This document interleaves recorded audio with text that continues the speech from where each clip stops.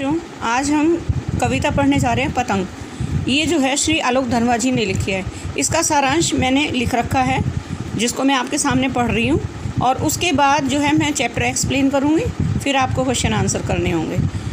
तो इस कविता का सार इस तरह से है कि इस कविता में कवि ने शरद ऋतु की चमक और बाल मन की उमंग का सुंदर चित्रण किया है। यानी बच्चों की मन की उमंग, उमंग माने उल्लास, एक जो मन में जिज्ञासा, जो एक इच्छा होती है, उसका वर्णन किया है। भादों के धारासार बरसते मौसम के बाद शरद ऋतु आई है। भादों के ना, भादों एक भाद्रपद महीना होता है गर्मी के महीनों के अनुसार, उसके बाद जो है शरद ऋतु आती है। प्रकृति में चमकीली धूप और उमंग छा गई है। बच्चे पतंग उड़ाने चले। इस चैप्टर में पतंग का वर्णन किया गया है, तो उसी से रिलेटेड इसमें कवि ने जो है एक्सप्लेन किया है। मौसम साफ़ हो गया, आकाश मुलायम हो गया, पतंगे उड़ने लगी, बच्चे सीटियाँ और किलकारियाँ मारते हुए दौड़ने लगे। जब पतंग उड़ाते हैं बच्चे तो इस तरह की एक्टिविटी करते हैं। बच्चे मानो कपास लिए हुए पैदा होते हैं। उनके पैर पूरी पृथ्वी पर घूमने के लिए बेचैन रहते हैं। वे छतों पर इस तरह बेसुध होकर दौड़ते हैं मानो छतें कठोर न होकर नरम हो, नरम यानी मुलायम हो। वे डाल की तरह पेंग भरते हुए से चलते हैं।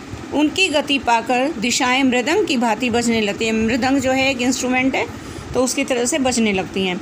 खेलते हुए उनका शरीर इतना रोमांचित हो उठता है कि वही रोमांच उन्हें गिरने से भी बचाता है।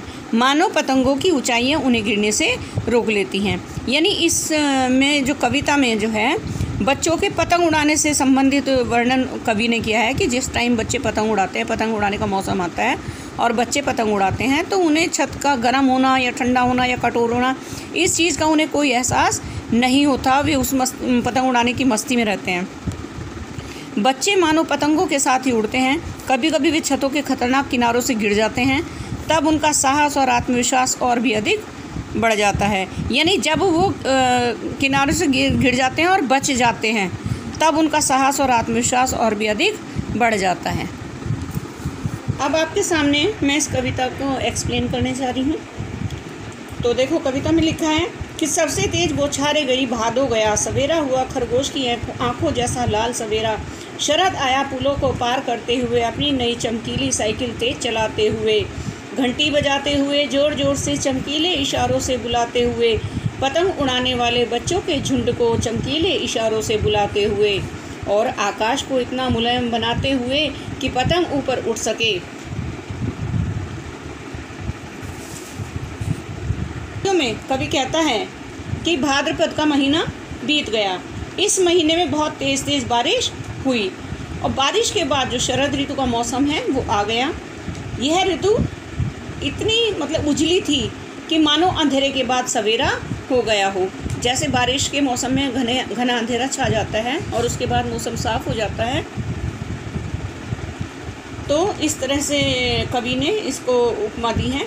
शरद का सवेरा खरगोश की आंखों जैसा लाल लाल भूरा था। यानी जब शरद ऋतु आती है तो उसका जो आगमन है उसका, वो खरगोश की आंखों से उसकी तुलना की है।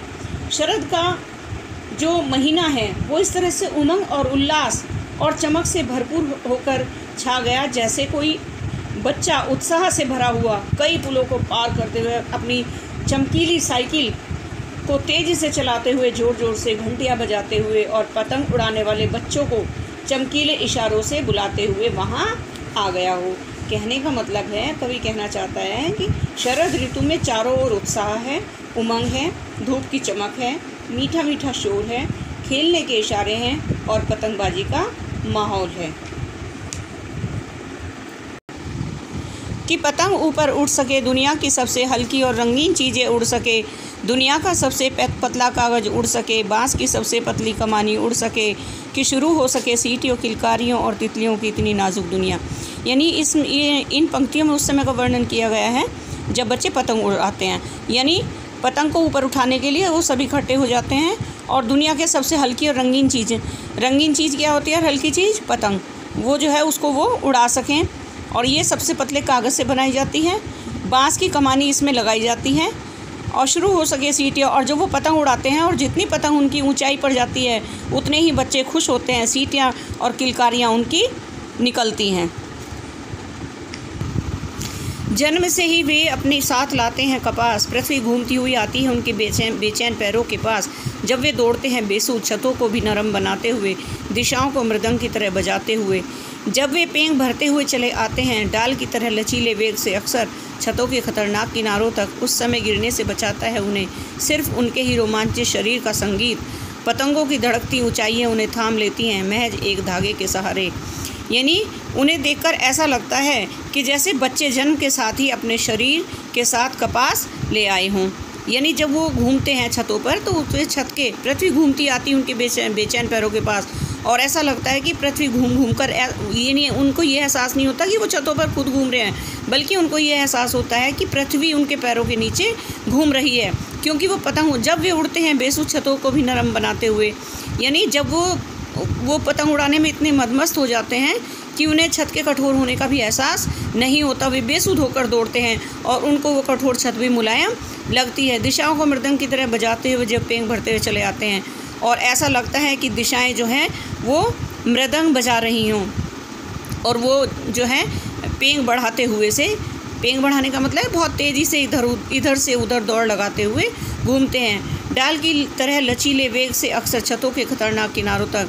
जिस तरह से डाल जो है, जो पेड़ की जो डाल होती है वो बहुत फ्लेक्सिबल होती है, तो इसी तरह से उनकी जो दौड़ है वो इतनी तेज़ी से वेग से दौड़ते हैं कि छतों के खतरनाक किनारों तक उस समय गिरने से बचाता है उन्हें। कि कई बार छत जो है उसकी बाउंड्री नहीं होती, और छत जो है बच्चों के लिए खतरनाक साबित हो जाती है जब किनारे नहीं होते, तो उससे जो है बच्चों के गिरने का डर रहता है। तो लेकिन वो क्या करते हैं कि उनके जो छतों के जो खतरनाक किनारे हैं उस पर भी पतंग उड़ाते हुए ऐसे दौड़ते हैं कि जैसे पेड़ की लचीली डाल से लटक कर लचकीली गति से झूल रहे हों। जैसे पेड़ की डाल पर बच्चा झूलता है उसको पकड़ करके, तो ऐसा लगता है कि जैसे वो उनकी झूल रहे हों। और इतना खतरा उठाते हुए भी वे बचते हैं, तो अपने रोमांचित शरीर की मस्त लय के कारण ही बचते हैं। पतंग की ऊपर जाती हुई धड़कनें उन्हें गिरने से रोक लेती हैं, और वे पतंगे मानो अपने डोर के सहारे इन तरंगित बच्चों को संभाले रखती हैं। Thank you. अब ये मैंने कविता आपको समरी भी बता दी इसकी, और इसको एक्सप्लेन भी कर दिया। ये वर्कशीट है, आपकी बुक में सारे क्वेश्चंस हैं, लेकिन फिर भी क्योंकि कुछ बच्चों की शिकायतें आ रही थी, आत्मविश्वास, एक दो बच्चों की, सबकी तो नहीं, लेकिन एक दो बच्चों का ये कहना था कि हमें आंसर नहीं मिले, तो इस वजह से ये क्वेश्चंस हैं, आप बुक में से उतार सकते हो, और आंसर मैंने लिख रखे हैं, तो आप जो है उतार लेना मेरे लिखे हुए आंसर ही। क्वेश्चन आप बुक से उतार लेना। पहला आंसर ये है, दूसरा ये है, तीसरा मैंने छोड़ा हुआ है, कोई मतलब मैं बाद में करा दूँगी, जब स्कूल खुलेंगे तब करा दूँगी, उसको समझा दूँगी और करा दूँगी। फिर ये 4th है, ये 5th है, और ये 6th के पार्ट हैं 1, 2, 3। उसके बाद ये वर्कशीट है, ये क्वेश्चन आपको खुद करने हैं। जो बुक के क्वेश्चन है वो मैंने आपको आंसर दे दिए, लेकिन ये आंसर आपको खुद लिखने हैं। Thank you.